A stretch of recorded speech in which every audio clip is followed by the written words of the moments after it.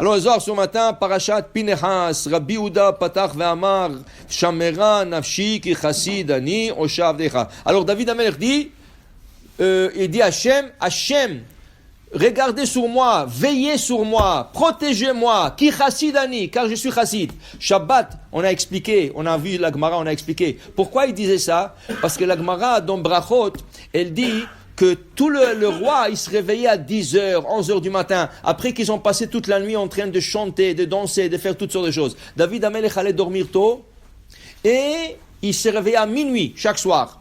Et à minuit, il commençait le Tehillim et l'étude de la Torah.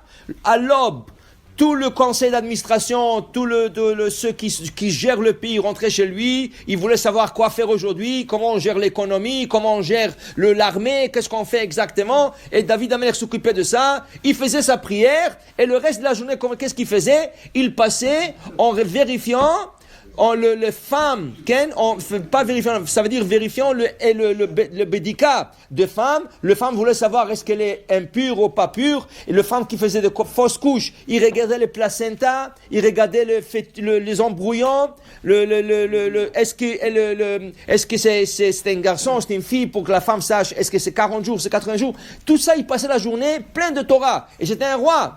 Lo chassidani, je suis pas chassid, tout le roi, ils se promènent, ils prennent des yachts, ils vont en mer, et ils font des festivités et tout ça. Et moi, je suis plein de Torah, de minuit, toute la journée, jusqu'au minuit alors chassidani. Alors il dit ici, Shamera nafshi, Hachem, protège-moi. Alors normalement, on dit le soir, Shamor mi baele. En hébreu, Shamor nafshi. Pourquoi Shamera? Pourquoi il y a un he supplémentaire ici? C'est quoi le he? Pourquoi cet he supplémentaire? On sait que chaque lettre, elle a sa spécialité. Okay? Chaque lettre, elle a des énergies qu'elle émène dans ce monde, de l'autre monde. Okay? Chaque lettre. La he, c'est contre Ainara. Vous savez que la lettre he, c'est contre Ainara. Okay? C'est pour ça qu'on dit Hamza. Pourquoi Hamza? Parce qu'en valeur numérique, c'est he. Alors, Hamza. Alors pourquoi ils disent parce que il dessinait à l'époque, il mettait pas la main. Il dessinait c'était une plaque, un médaillon, et dans le médaillon ils écrivaient la lettre He. Ça c'était la protection de Ainara. Après c'est devenu la main. Mais la main aussi, c'est Menatora. Le Rav Frida, il dit, la main, c'est aussi Menatora. Il dit que c'est un ségoula, que quand tu montres le paume de la main à quelqu'un, le paume de la main, il émet une certaine énergie qui repousse la Ainara. Alors, si quelqu'un, tu as peur qu'il te donne Ainara, fais comme ça. Okay? Fais comme si tu as chaud. Ah, j'ai chaud. C'est ça. Si tu regardes le Rav Ovadia Yosef, par exemple, toujours dans ce discours, parce que les gens le regardent, le fixe le regarde, il a peur d'Ainara. Alors il faisait toujours de temps en temps, il faisait comme ça, il levait la main. Ken? Si tu regardes le Rabbi de Lubavitch, aussi il faisait comme ça. Ken? Il y a une photo de Rabbi de très très connu, il a levé la main.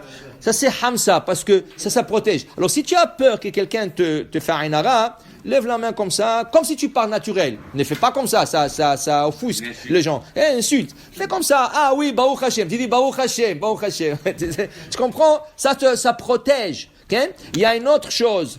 Il dit que si tu attrapes le 2 pouces, tu attrapes le pouce de la main gauche avec la main droite, et tu attrapes le pouce de la main droite avec la main gauche, tu fais comme ça, et tu dis le verset, Ben Porat Yosef, Ben Porat Ale Ain, okay? La bénédiction que Jacob a donnée à Yosef, il lui a dit, tu seras toujours protégé d'Ainara, surtout ceux qui sont nés dans le mois de Hadar, il y a pas, Mars, ceux qui sont Mars, ils n'ont pas Ainara sur eux. Ils sont au-delà de la Ainara. Le poisson, ceux qui sont dans le mazal de poisson. Le poisson n'a pas Ainara parce qu'ils sont toujours dans l'eau. On ne peut pas le voir. À moins que tu le pêches. Okay? Alors il dit ici, le Ainara c'est rien que le poisson. Ceux qui sont nés le Mars, ils sont protégés d'Ainara. Alors dans ce cas, et il dit ici que quelle est la force de He que David il a mis dans le Shomera, le He, il fallait dire Shomor. Pourquoi Shomera? Il dit le He natir la ilaitachada ima et il dit ici que le hé, c'est une protection. Ça protège la personne et protège l'âme. Il dit ici pourquoi? Quand l'âme, elle monte au ciel, entre au ciel, elle veut trouver une place.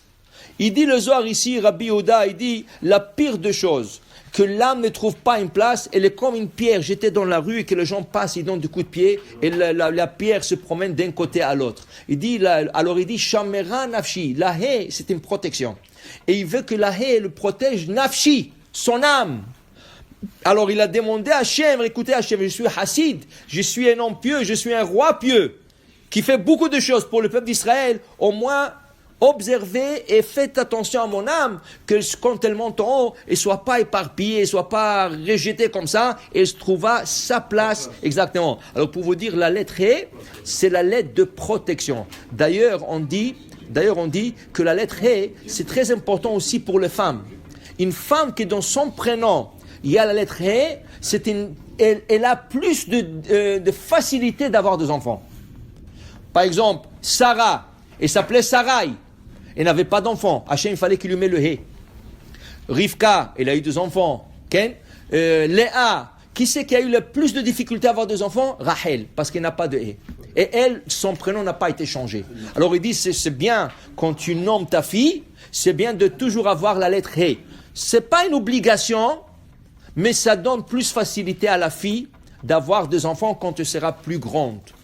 Quand tu seras mère, et la voix, c'est pas une règle, mais c'est bien. C'est bien parce que la lettre E, pourquoi? Si vous regardez la lettre E, ça il faut que vous voyez la photo. Si je vous le dis, vous allez l'imaginer, vous pouvez pas le voir. Si vous regardez la lettre E, c'est comme un rêche, et dedans il y a comme un bâton courbé. Le bâton courbé, c'est le fœtus. C'est le fœtus. Okay? Et le hé, ça donne comme la matrice, le ventre. Ça, il faut le voir. Il y a une photo comme ça, je vous la montre. Il y a une photo comme ça, une hé, ça montre comme le ventre de la femme, et dedans, tu as le bébé qui est courbé dans la lettre. Alors, il dit ici, ça c'est le lettre de la grossesse. C'est ça. Et d'ailleurs, quand on dit Herayon, c'est combien de jours de grossesse? 273. Herayon, grossesse en hébreu, c'est 273. La valeur numérique du mot grossesse en hébreu, Herayon, c'est 273. Exactement comme le nombre de jours de la grossesse. Et ça commence par la lettre He. Alors pour te dire, la He, c'est une lettre très très importante. Baruch Adonai Le'olam, Amen ve Amen.